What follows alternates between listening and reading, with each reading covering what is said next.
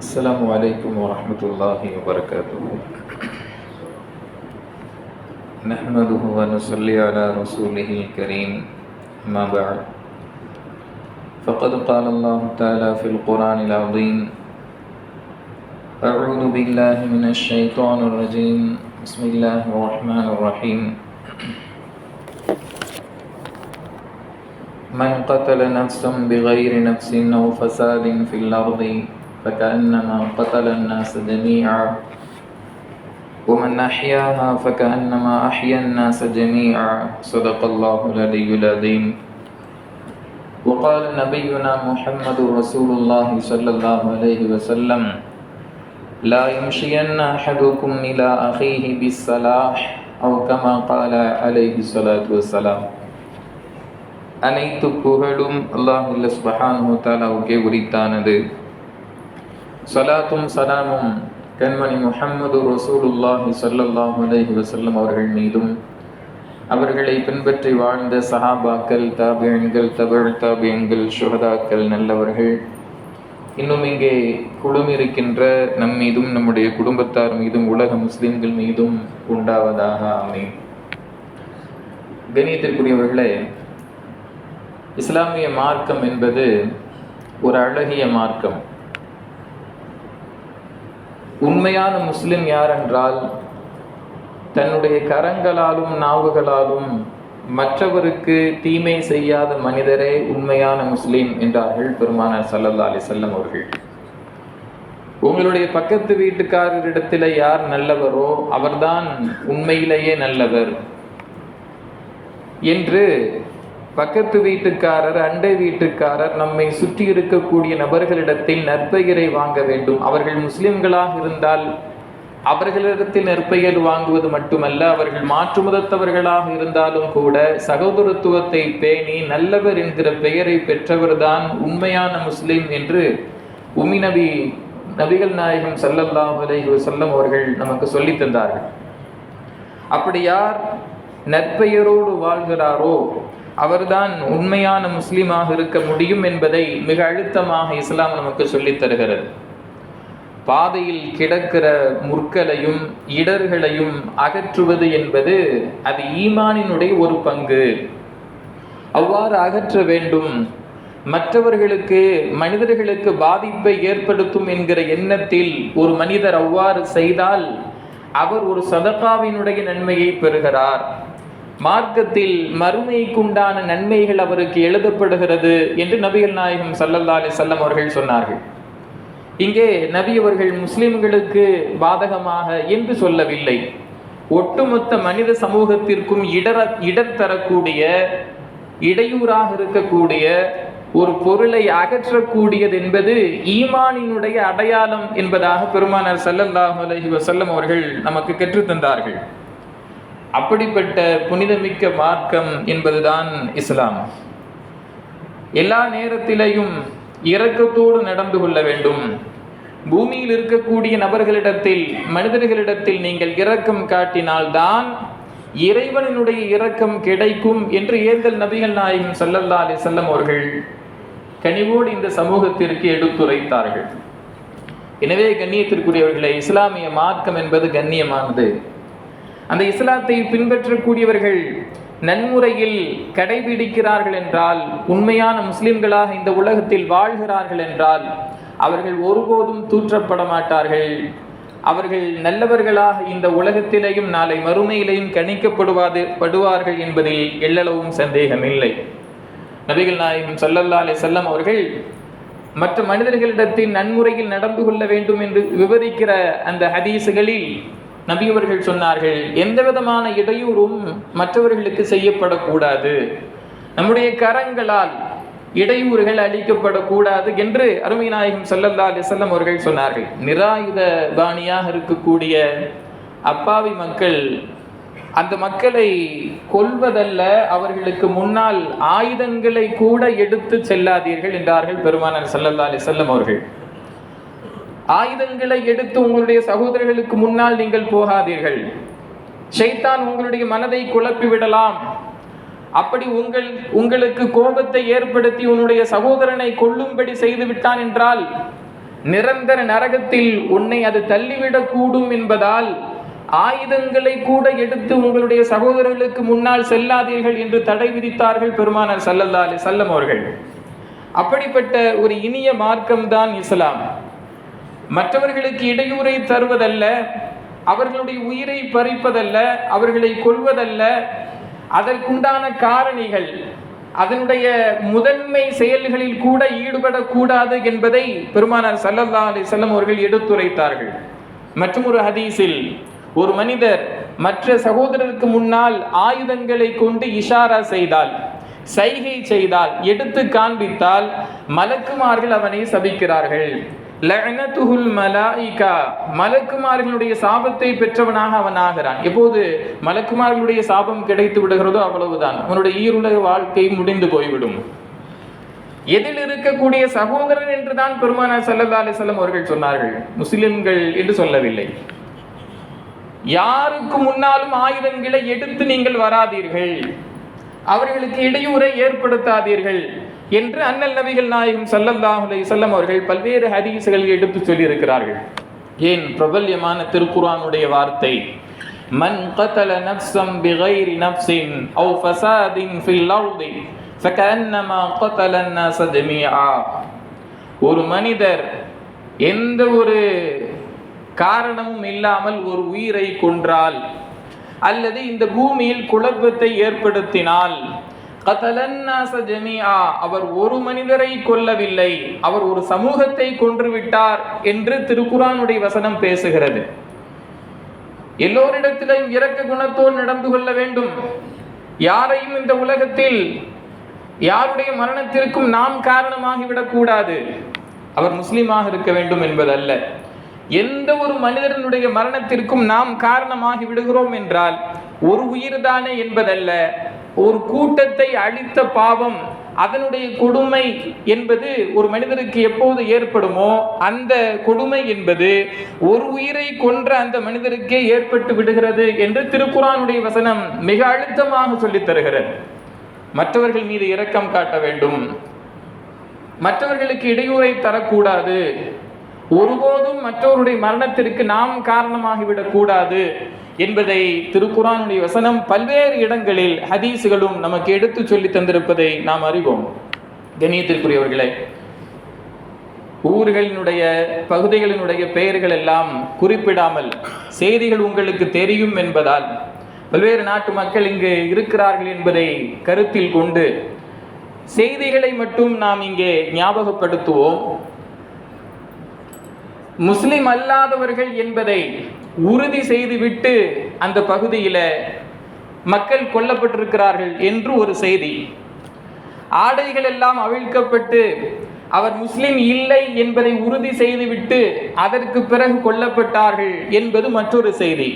இது ஒரு பக்கம் இருக்க, இல்லை நேரில் பார்த்தவர்களுடைய வாக்குமூலம் என்னவென்றால், அந்த இடத்தில் இருந்தவர்கள் சொல்லக்கூடியது என்னவென்றால், இல்லை அவ்வாறு அவர்கள் செய்யவில்லை, அந்த பகுதியினுடைய மக்கள் இருக்கிறார்களே மிகவும் நல்லவர்களாக இருந்தார்கள், எங்களுக்கு பயங்கரவாதிகளால் தாக்குதல் ஏற்படுகிற அந்த நேரத்தில் உதவிக்கு வந்து நின்றவர்கள் அவர்கள்தான், அவர்கள் அந்த முஸ்லிம்களில் பல பேர் உயிர் தியாகமும் செய்திருக்கிறார்கள் என்கிற அந்த பெயரையும் குறிப்பிட்டு அவர்கள் எங்களுக்கு மிக உறுதுணையாக இருந்தவர்கள், அவர்களுக்கு எங்களுக்கு எதிரானவர்கள் அல்ல, அப்படி குண்டடிப்பட்டவர்களை தோளில் முதுகில் சுமந்து கொண்டு சென்று உயிரை காப்பாற்றுவதற்காக போனவர்கள் இஸ்லாமியர்கள், அவர்கள் ஒருபோதும் அப்படி செய்யவில்லை என்று நேரில் பார்த்தவர்களுடைய வாக்குமூலங்கள் ஒரு பக்கம்.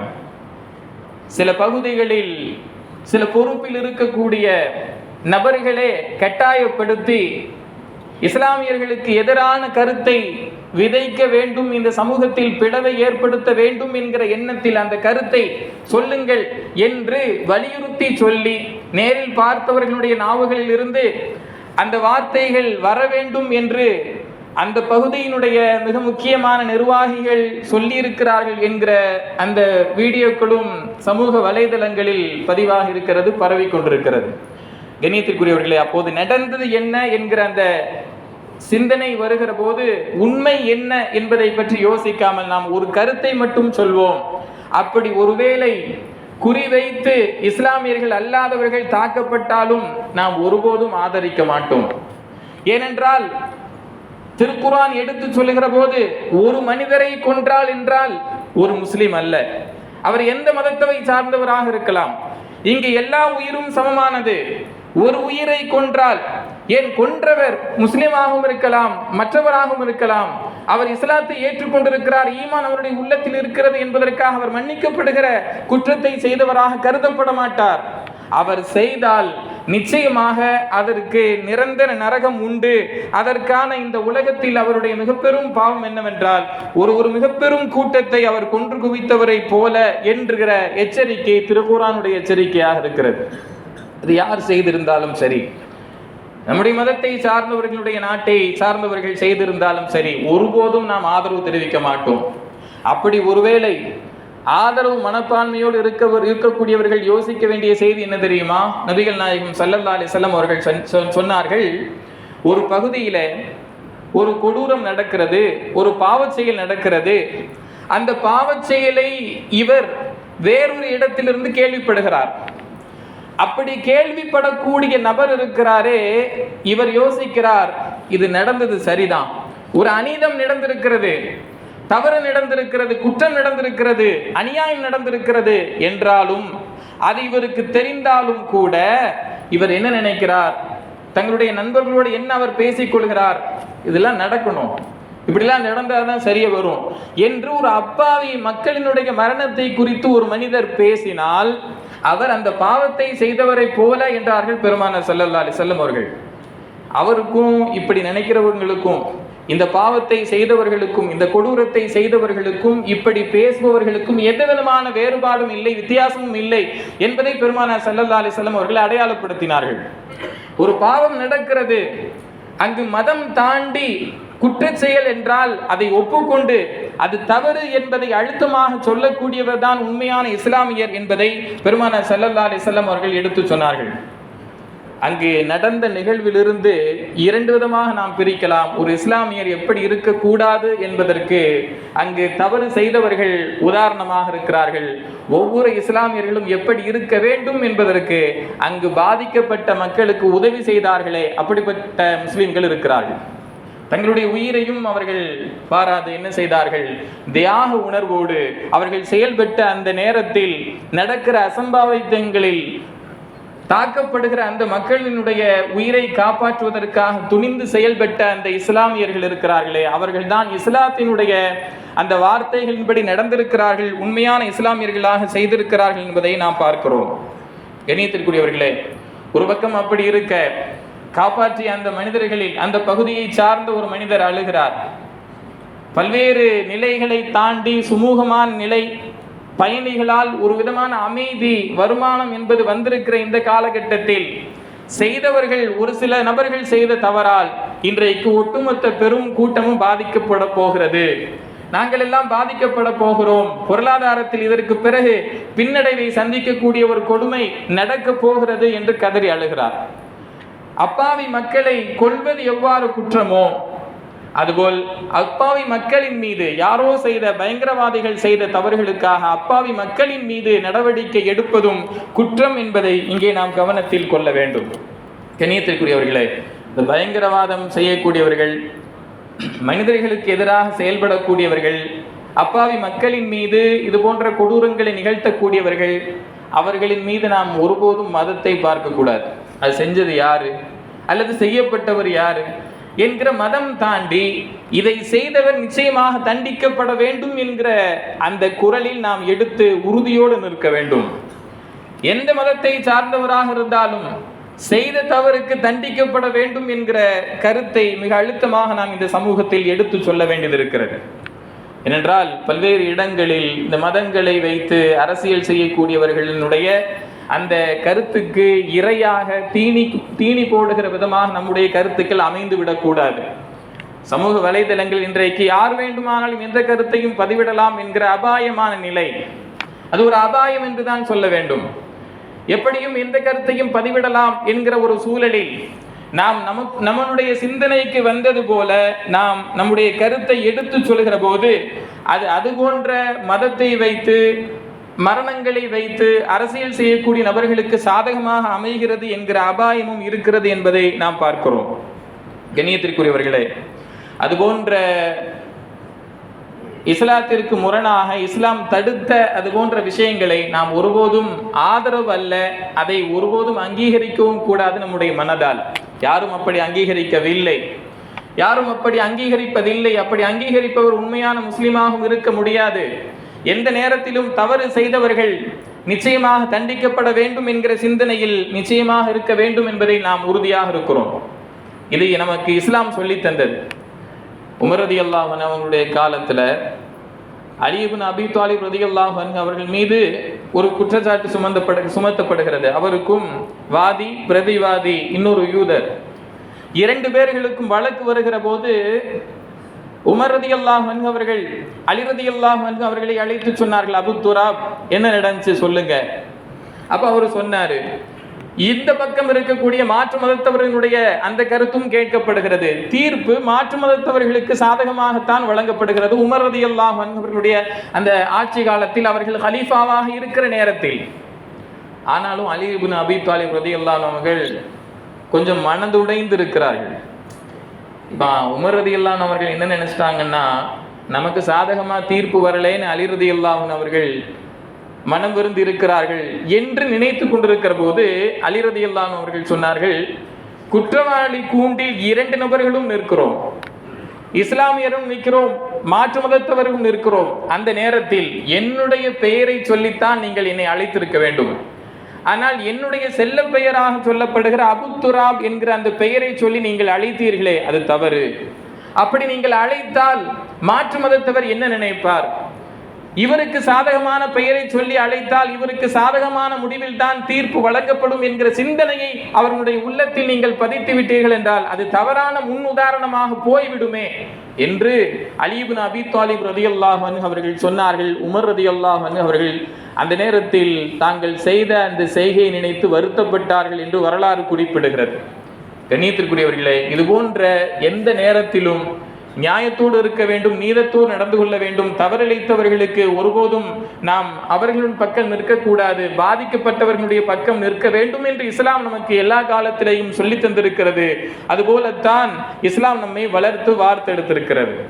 இது போன்ற நேரங்களில் நம்முடைய வார்த்தை பிரயோகங்கள் இருக்கிறதே சமூக வலைதளங்களில் மிகவும் கவனத்தோடு கையாளப்பட வேண்டும். நாம் சொல்லக்கூடிய ஒரு கருத்துக்கள் அது சமூகத்திற்கு மத்தியில் பிளவுகளை ஏற்படுத்தி விடக்கூடாது என்கிற அந்த பொறுப்புணர்வோடு நம்முடைய கருத்துக்கள் சமூகத்தில் பதிவிடப்பட வேண்டும். அல்லாஹ் ஜல்ல சுப்ஹானஹு வ தஆலா நாம் வாழக்கூடிய அந்த நாட்டிலும் மற்ற நாடுகளிலேயும் அமைதியை ஏற்படுத்துவானாக. சச்சரவுகளில் இருந்தும் இது போன்ற கொடூரங்களில் இருந்தும் அல்லாஹ் பாதுகாத்தருள்வானாக. எல்லா மக்களுக்கும் அல்லாஹு தஆலா அவனது தனிப்பெரும் பாதுகாப்பை தந்தருள் புரிவானாக. வ ஆஃபிரு தஅவானா அல்ஹம்துலில்லாஹி ரப்பில் ஆலமீன். அஸ்ஸலாமு அலைக்கும் வ ரஹ்மத்துல்லாஹி வ பரகாத்துஹு.